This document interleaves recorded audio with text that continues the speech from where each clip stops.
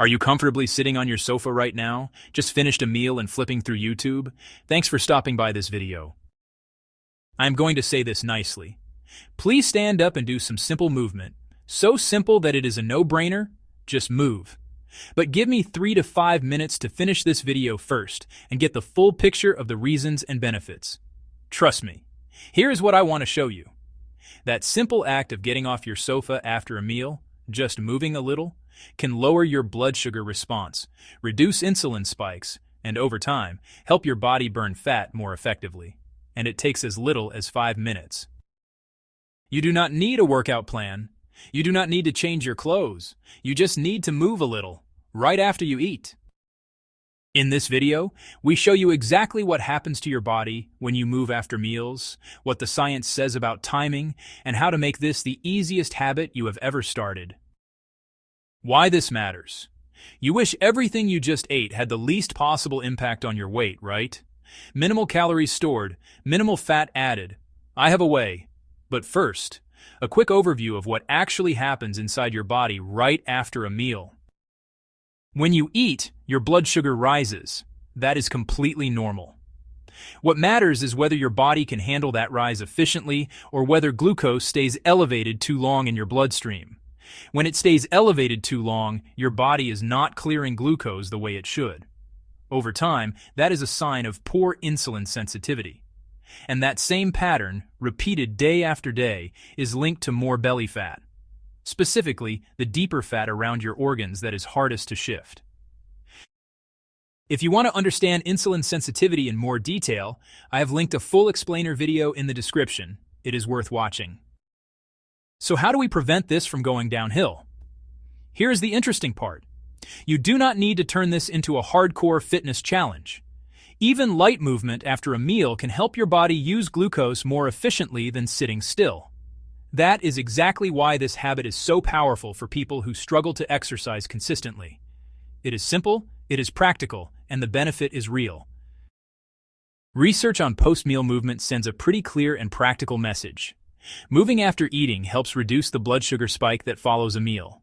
In some studies, walking shortly after eating improved blood sugar control more than no movement at all, and timing matters too. Activity done right after a meal appears more effective at controlling the glucose rise than waiting too long or saving it all for a gym session later in the day. Now let us be honest. Post-meal walking is not magic. You cannot eat whatever you want and cancel it out with a short stroll. But if you are looking for a realistic, low-effort place to start, this is one of the simplest and evidence-backed habits available to you. And that matters more than most people realize. We fail to start an exercise or activity, not because we are unwilling. Most of us find that the starting point feels too big.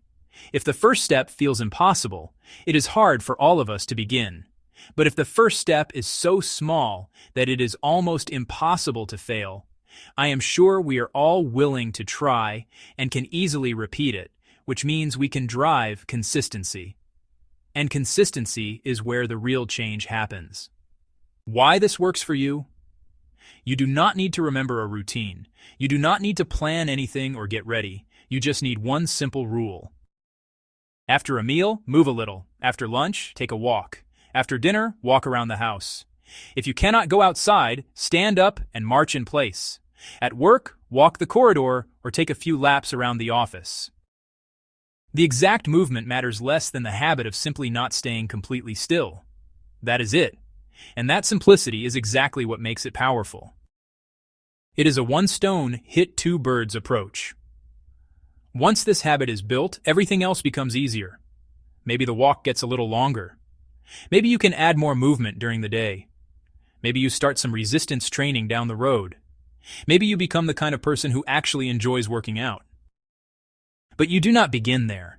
You begin with something so simple it feels possible even on your most tired day. That is the real value of post-meal movement.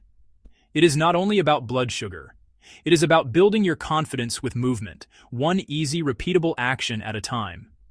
When you start seeing results, you feel lighter after meals, your energy improves, and something shifts. You naturally want to do a little more. The intensity creeps up on its own, And before you know it, what started as a short walk after dinner has become a real movement habit. Exercise is always easier to start and stick with when it connects naturally to your daily life. This is your first win, and first wins lead to more wins. If you want one simple takeaway from this video, it is this. Do not wait for the perfect workout plan before you start moving more. If you just ate, take a short walk. If walking is not possible, move in another gentle way. If you want to improve blood sugar, build consistency, and make exercise feel less intimidating, this is one of the best places to begin. Start small enough that you can actually do it. Then repeat it until it becomes normal. That is how simple habits turn into real results, and real results can grow into a real exercise routine. Train smarter, not harder. So stand up now, walk around, or the next time you finish a meal, do not reach for your phone and sink back into the sofa. Just move. 5 minutes. Around the house, down the corridor, up the stairs. Anything that is not sitting still. That is your starting point, and starting points are everything. If this was useful, subscribe to our channel. Every week, we share simple science-backed habits that fit into your real life. Train smarter, not harder. See you in the next one.